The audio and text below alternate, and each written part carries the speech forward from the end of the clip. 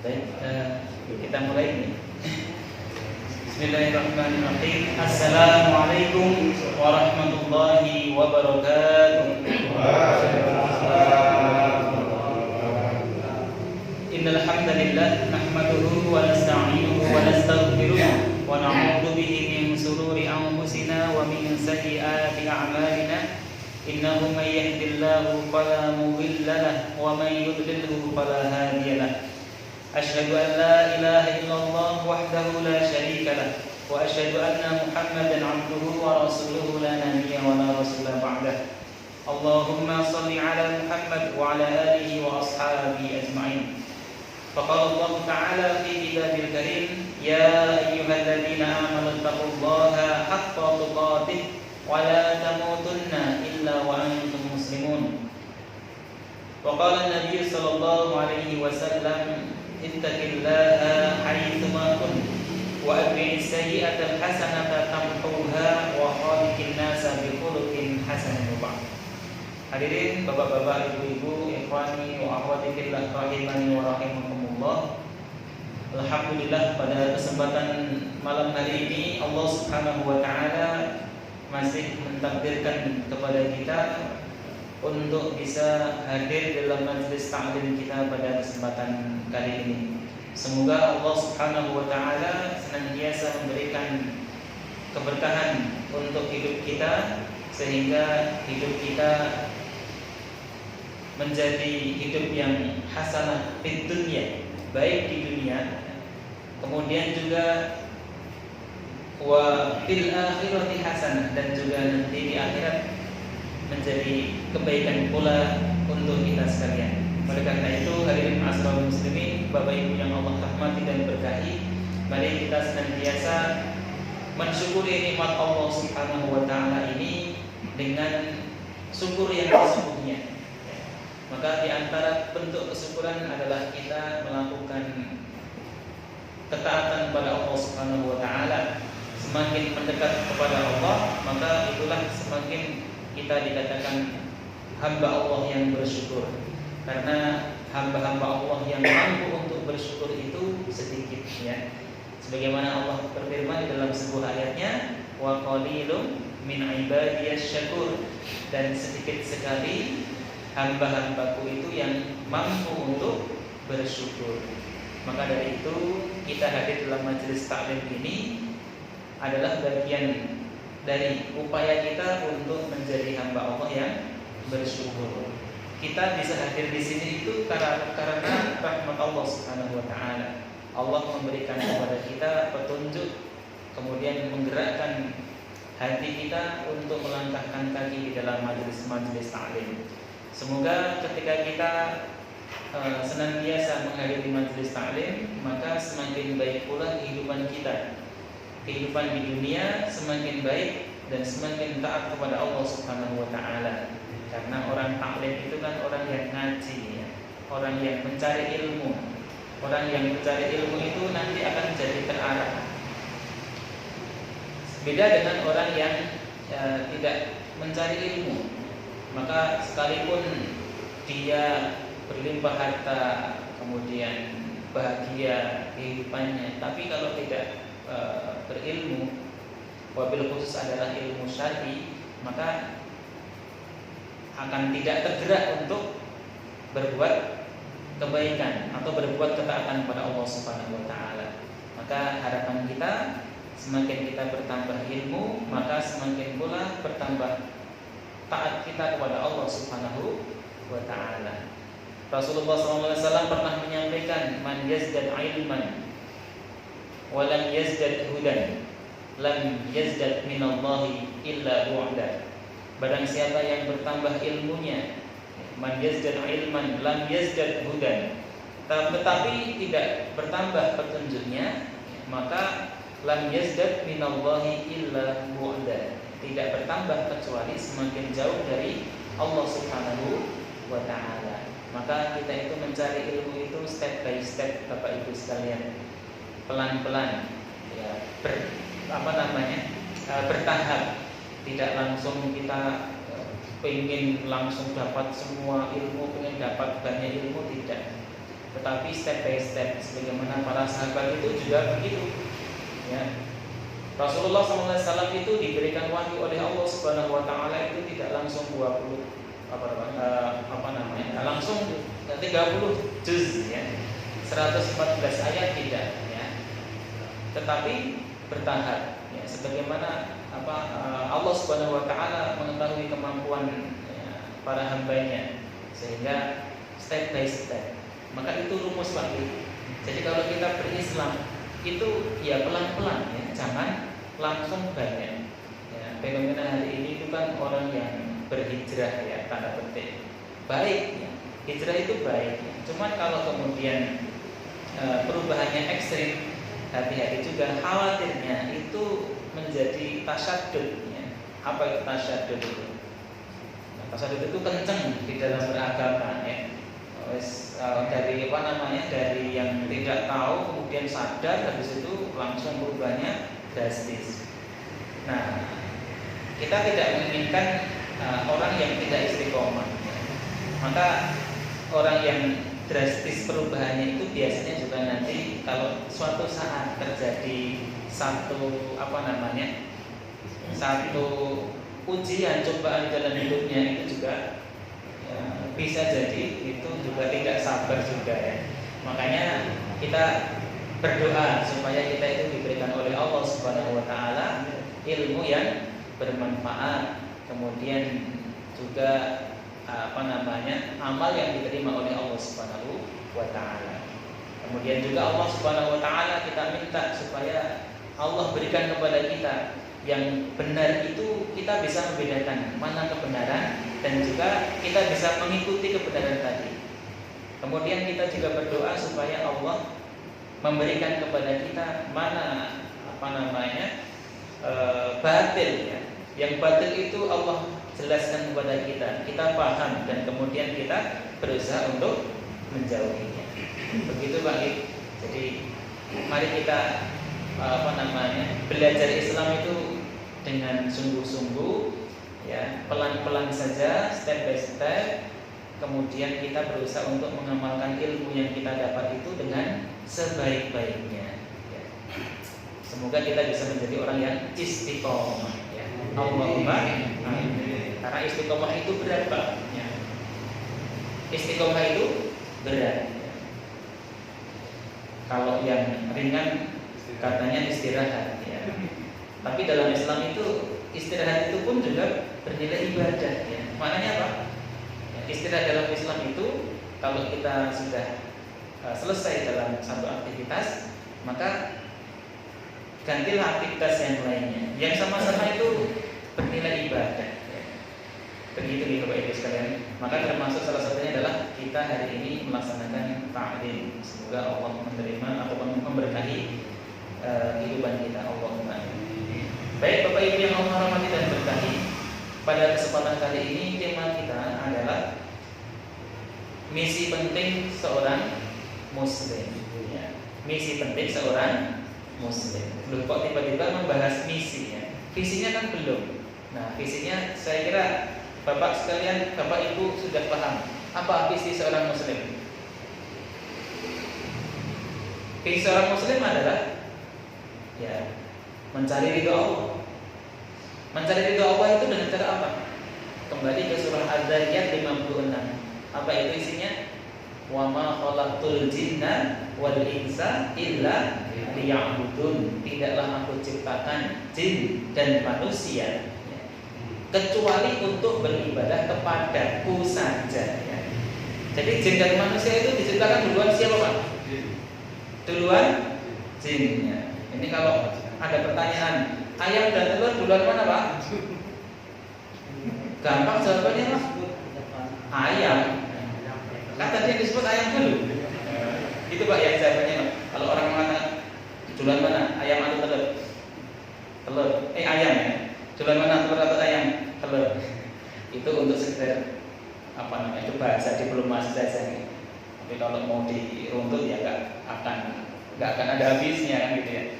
Jadi kembali, visi seorang Muslim adalah mencari ridha Allah. Mencari ridha Allah itu tidak akan dapat ya, kecuali dengan beribadah kepada Allah Subhanahu Wa Taala semata.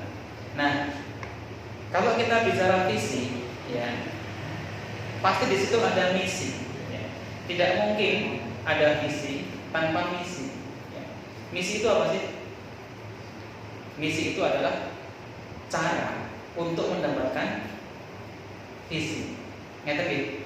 Jadi kalau kita ingin mencari ridho Allah, ya tujuan kita mencari ridho Allah, ya beribadah pada Allah semata, tidak mensekutukannya dengan sesuatu, maka cara menggapainya itu ada banyak hal, ya ada banyak hal, sangat banyak sekali. Maka di sini kita akan mengambil satu buah ayat ya di dalam surah Ali Imran 104 ya. Nanti kita akan bahas, tapi sebelumnya ada apa yang namanya? Ada prakata dulu nih. Nah, Bapak Ibu yang Allah rahmati dan berkahi, bahwa kita itu hari ini hidup di zaman yang penuh dengan fitnah. Ya. Hari ini itu adalah zaman yang penuh dengan fitnah, yang batil ya dianggap sebuah kebenaran, yang benar dianggap batil, yang benar dianggap salah, yang salah dianggap benar. Yang tepat ya, leres ya. Hari ini itu kondisinya seperti itu. Hari ini juga adalah zaman yang penuh dengan kemaksiatan. Ya. Selain kemaksiatan juga ada banyak sekali seruan-seruan kemungkaran. Ya.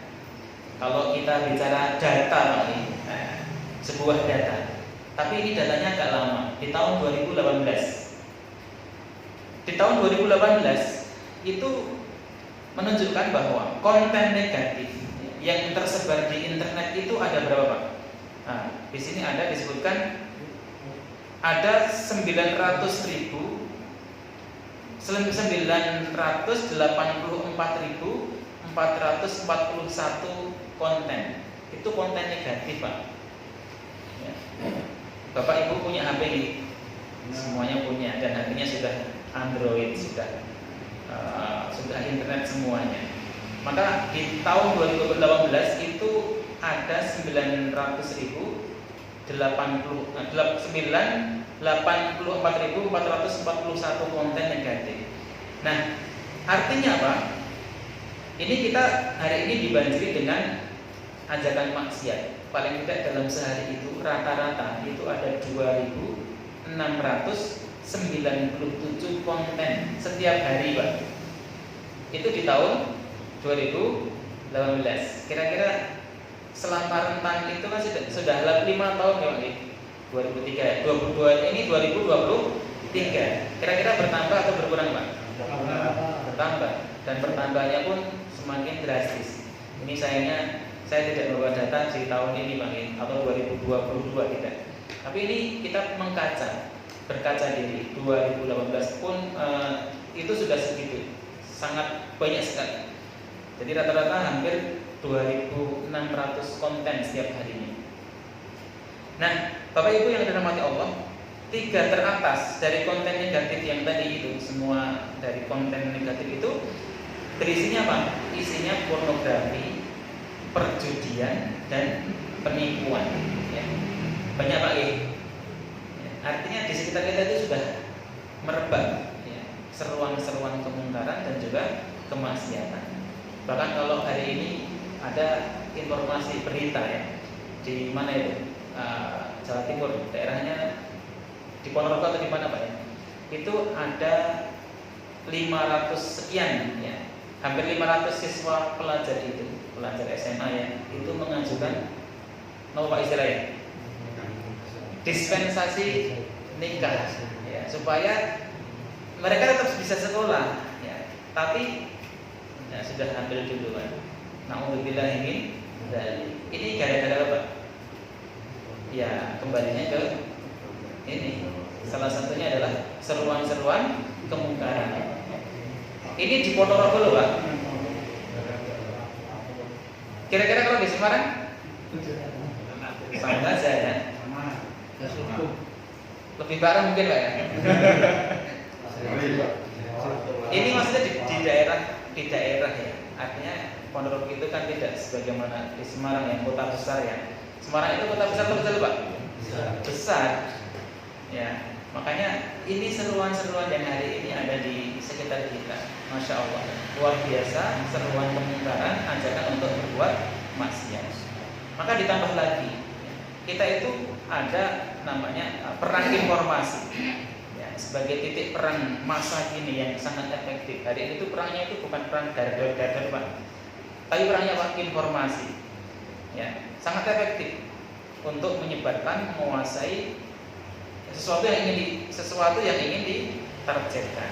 Maka Bapak Ibu yang Allah hormati dan berkahi, pada kondisi seperti ini maka sudah sepantasnya kita sebagai seorang muslim itu sadar ya.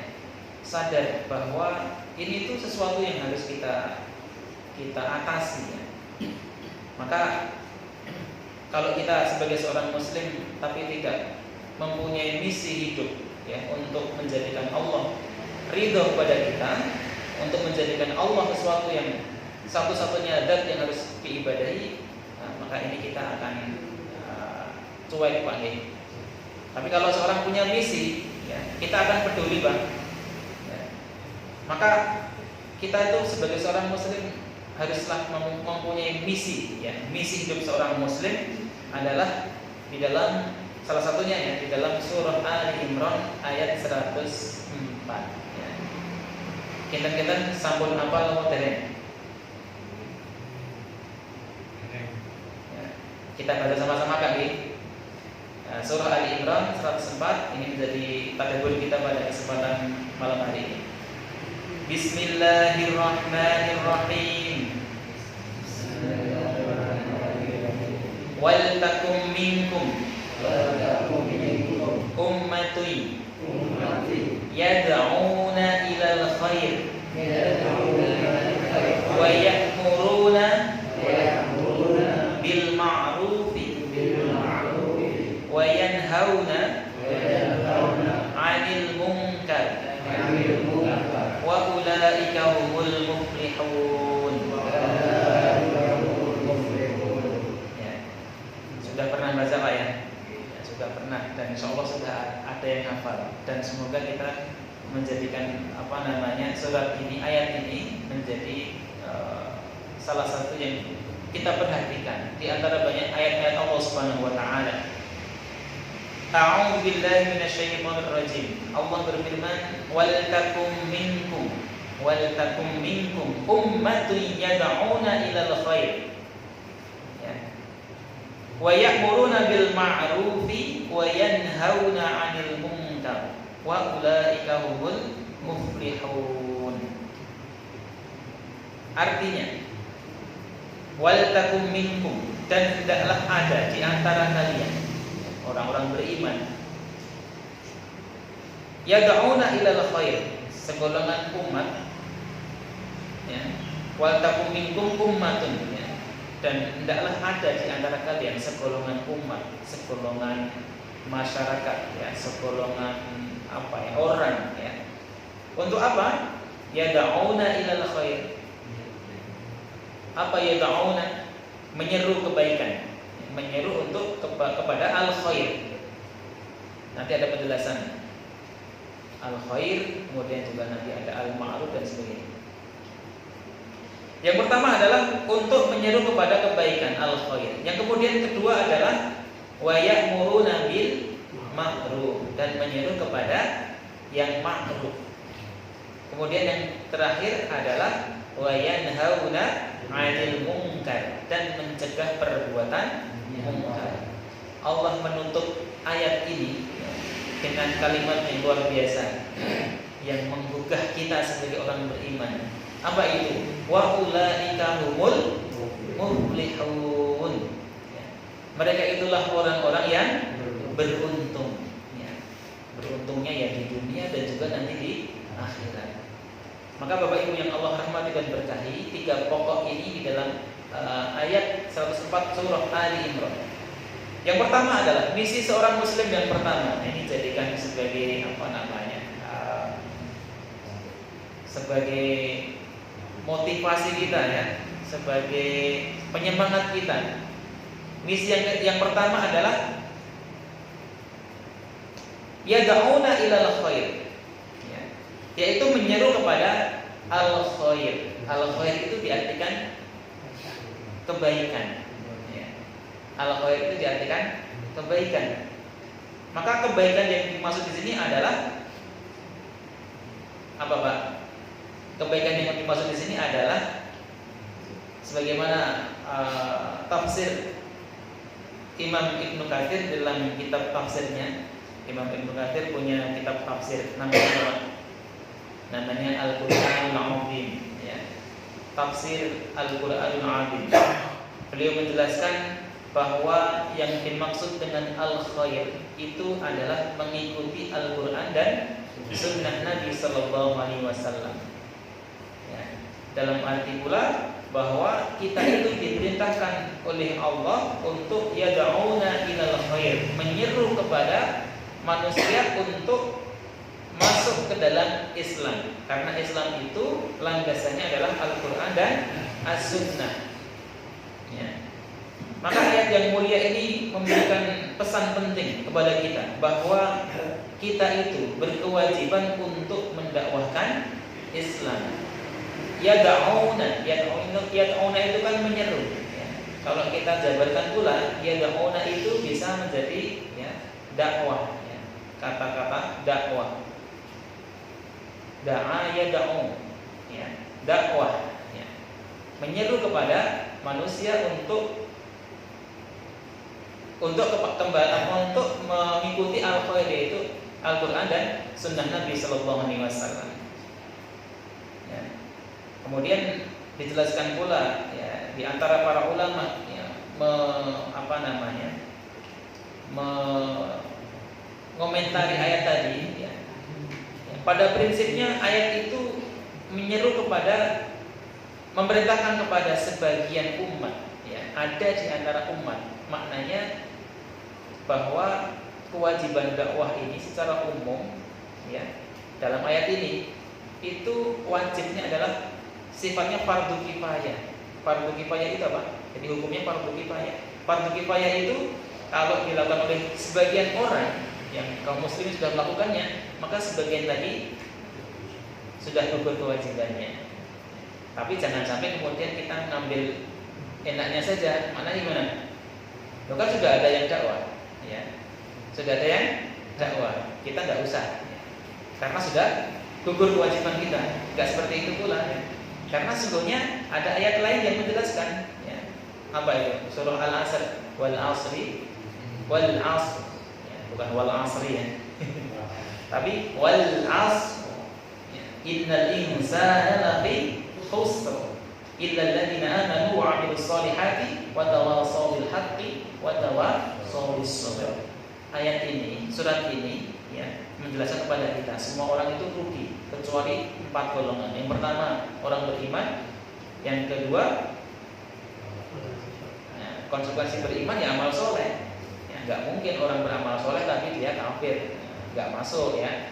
Orang kafir kok beramal soleh, ya hanya untuk dirinya sendiri dan untuk orang lain, ya, tapi tidak sampai kebaikannya pada Allah Subhanahu wa taala. Makanya orang yang beramal soleh itu syaratnya adalah orang beriman. Makanya kalau kita beriman, tidak ada aktivitas lain kecuali amal soleh. Beriman, amal soleh, ya, tidak cukup itu. Tapi apa? Wa tawashaw bil haqq, saling menasihati, ya, dalam kebenaran. Kebenaran Islam kita saling menasihati, saling menguatkan.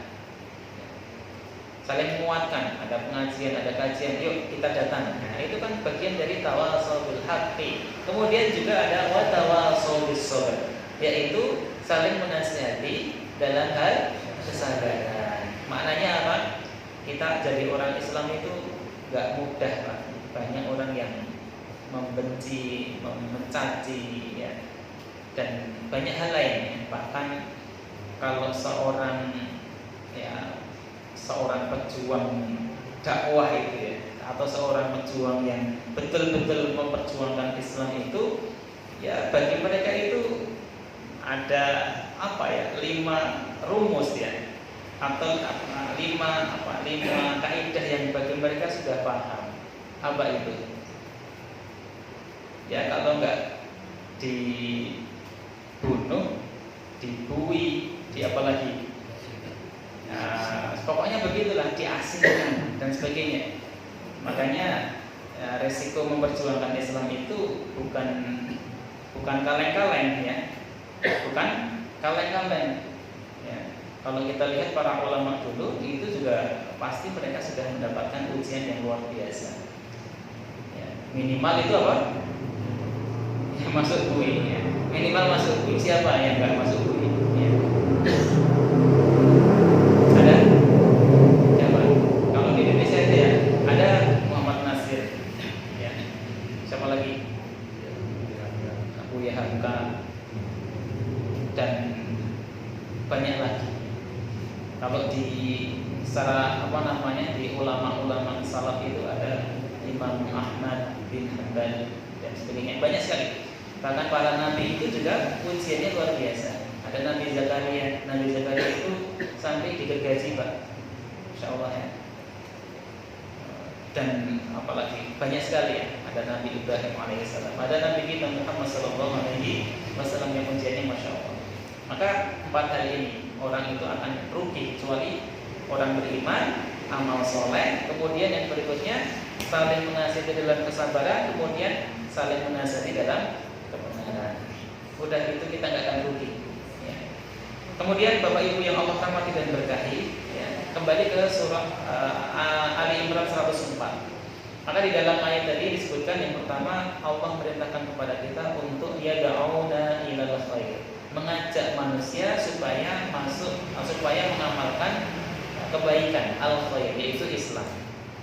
Maka Bapak Ibu yang Allah rahmati dan berkahi, dari penjelasan ini sesungguhnya ya, kita sebagai seorang muslim harus mempersiapkan diri kita itu untuk berkontribusi di dalam Islam itu sendiri, berkontribusi di dalam mendakwahkan Islam. Dengan cara apa? Banyak hal. Dengan lisan kita, dengan perbuatan kita, dengan harta benda kita, ya kan?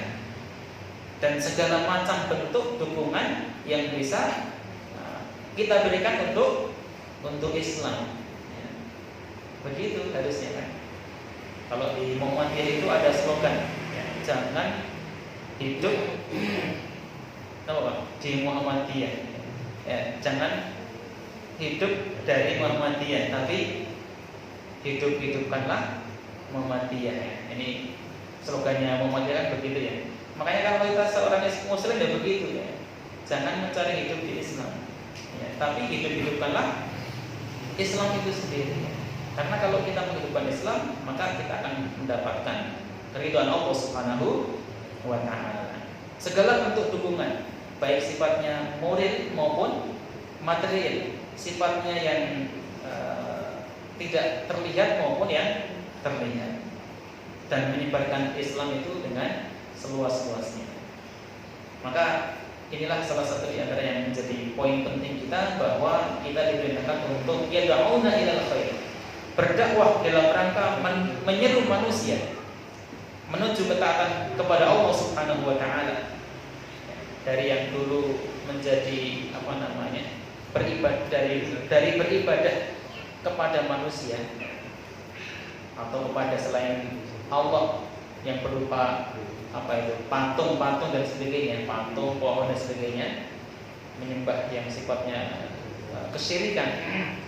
Maka kita rubah, kita ajak manusia untuk menyembah atau beribadah kepada Rabbnya manusia, yaitu Allah Subhanahu wa ta'ala. Maka inilah ya, sesungguhnya dakwah itu juga adalah tugas utama para nabi, ya. Para rasul, ya. Sebagaimana Nabi kita Muhammad SAW, maka beliau adalah orang yang diperintahkan untuk berdakwah, lalu beliau berdakwah hingga hari ini adalah salah satu di antara hasil dari dakwahnya Nabi Sallallahu Alaihi Wasallam. Bapak Ibu yang Allah rahmati dan berkahi, kita tahu bahwasanya orang yang menyeru atau mengajak orang kepada al-khair, ya, berdakwah dari mengajak pada manusia dari orang yang tidak tahu menjadi tahu, ya, dari orang yang nggak mau sholat, ya, akhirnya menjadi orang yang mau sholat, ya, dari orang yang tidak pernah pergi ke masjid sampai kepada orang yang dia selalu datang ke masjid, ya. Dari orang yang nggak bisa baca Quran kemudian kita dakwahi, kita ajari bisa ngaji Quran dengan baik, ya. Dari apa lagi Pak? Ya, dari yang dulunya tidak baik menjadi baik, itu adalah bagian dari dakwah.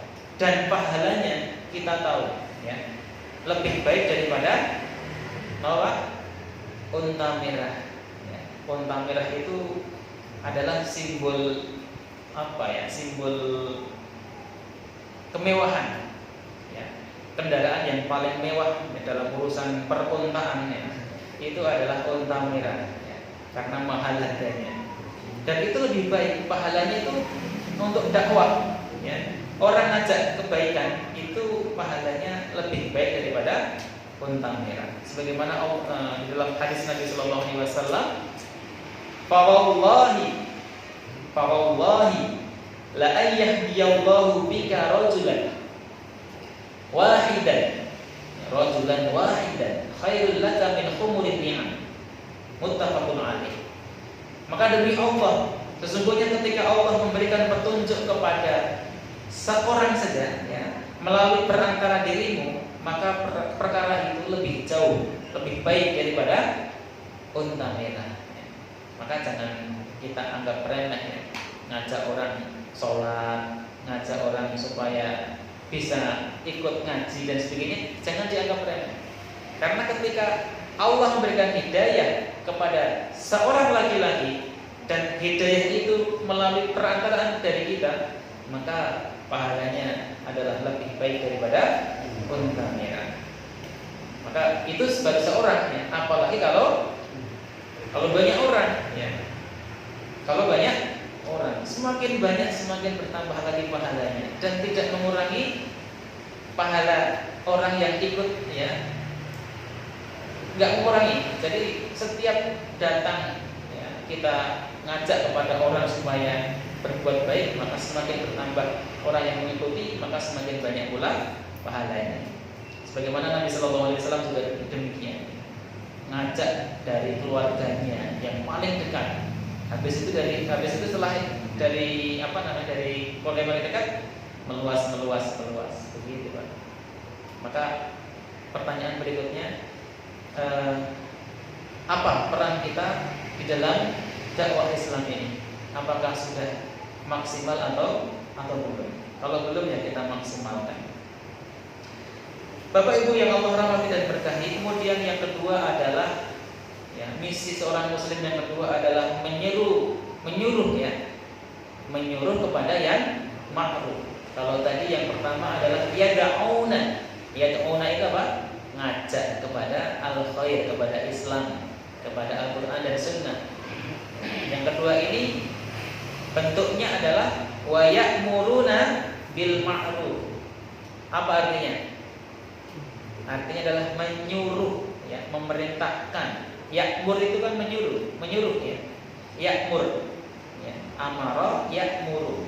Artinya menyuruh, memerintahkan kepada hal yang ma'ruf, ya. Arti ma'ruf itu adalah, ya, segala perbuatan yang diketahui sebagai bentuk ketaatan kepada Allah dan pendekatan kepadanya, serta berbuat baik kepada manusia. Ini definisi agak panjangnya, ya. Tapi definisi yang agak ringkas itu begini, Pak. Namanya ma'ruf. Ada yang namanya ma'ruf? Ada. Ma'ruf itu artinya baik, Pak. Kalau tadi khair juga artinya baik, ya. Nanti bedanya apa? Ada, Pak. Nah, ma'ruf ini kalau secara definisi lebih ringkas nih, Pak, ya, itu kita nukilkan definisinya Imam Al-Qurtubi di dalam tafsirnya, namanya Al-Jami' li Ahkamil Quran, ya. Ma'ruf itu adalah semua kata yang mencakup dan mewakili semua perbuatan baik. Sebuah perkataan yang mencakup dan mewakili semua perbuatan baik dan ketaatan kepada Allah Subhanahu wa Ta'ala. Jadi semua ketaatan kepada Allah termasuk ma'ruf. Kemudian semua perbuatan baik ya, di mata manusia itu adalah ma'ruf. Ya. Bedanya apa? Bedanya kalau al khair itu ya da'un. Kita diperintahkan untuk apa? Ngajak, ya, nyeru, ngajak, ya, supaya masuk Islam, supaya sesuai dengan Al-Quran dan As-Sunnah. Baik dia itu nggak tahu atau paham, baik dia belum paham atau sudah paham, ngajak. Ya. Tapi kalau al-ma'ruf, ma'ruf itu sesuatu yang sudah diketahui. Makanya semua kebaikan yang sudah diketahui lumrahnya di dalam sebuah masyarakat, ya, maka itu diperintahkan, nggak ngajak lagi tapi perintah. Contoh, kalau al khair itu contohnya adalah menutup aurat, ya kan? Karena apa? Karena Allah perintahkan, ada di dalam Al-Quran dan Sunnah, menutup aurat. Ya. Kemudian ma'rufnya di mana? Ma'rufnya begini. Ma'rufnya semua orang, ya, itu malu kalau auratnya terbuka. Betul nggak? Ini orang yang, ini semua orang ya, baik orang kafir maupun orang yang beriman. Sesungguhnya mereka itu malu kalau auratnya terbuka. Betul nggak? Artinya sesuatu yang ma'ruf, kebaikan di dalam sebuah masyarakat itu sudah diketahui. Makanya kalau Allah memerintahkan, tadi contohnya adalah memerintahkan untuk menutup aurat, ada di dalam Al-Quran dan Sunnah. Maka cara menutupnya bermacam-macam. Nah, ini ma'ruf. Ada yang pakai sarung, ya kan? Pakai sarung, ada pakai celana, ya kan? Ada pakai apa? Baju, ada kerudung, mukena dan sebagainya kan? Itu ma'ruf. Ya, disinilah letak perbedaannya. Kalau orang itu diperintahkan untuk al khair, kembali kepada Al-Quran dan Sunnah Nabi Sallallahu Alaihi Wasallam, entah dia suka atau nggak suka, ayo kita tutup aurat, ya kan?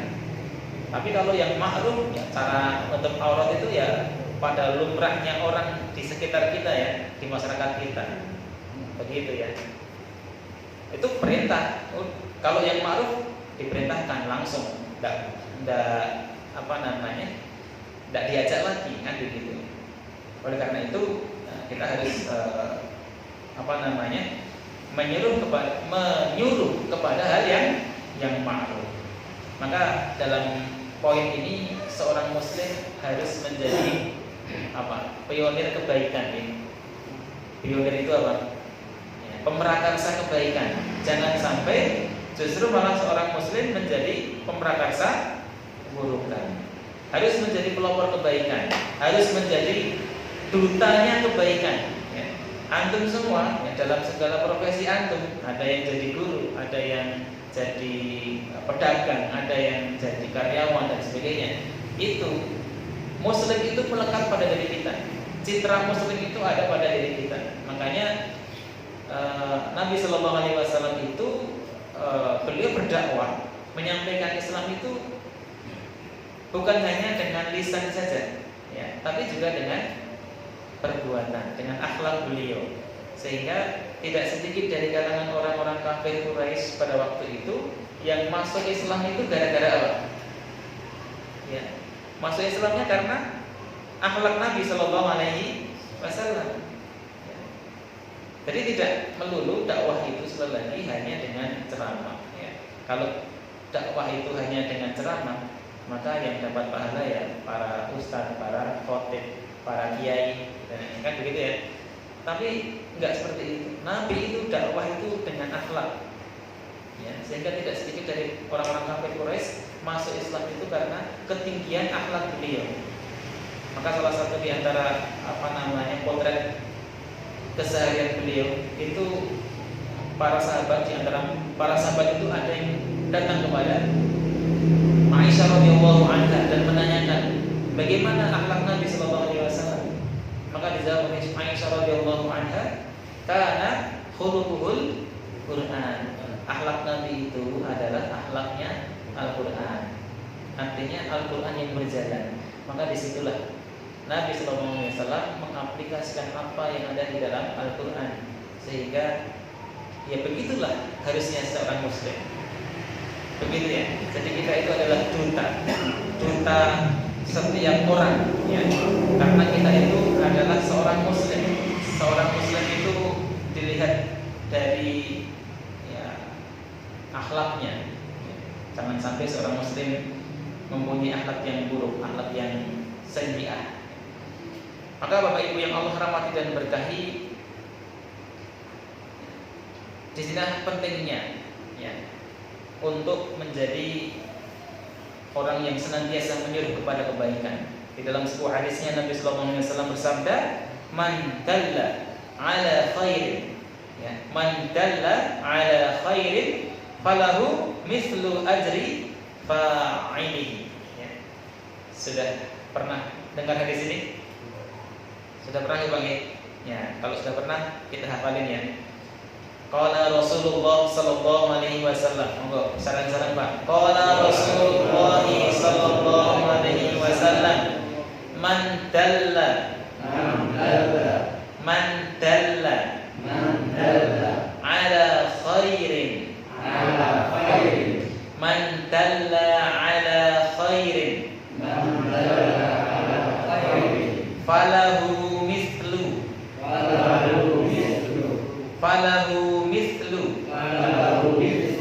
man dalla ala khairin falahu mithlu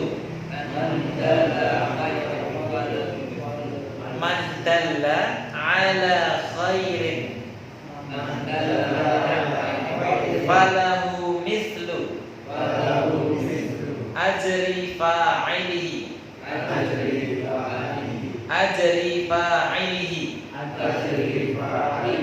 man dalla ala khairin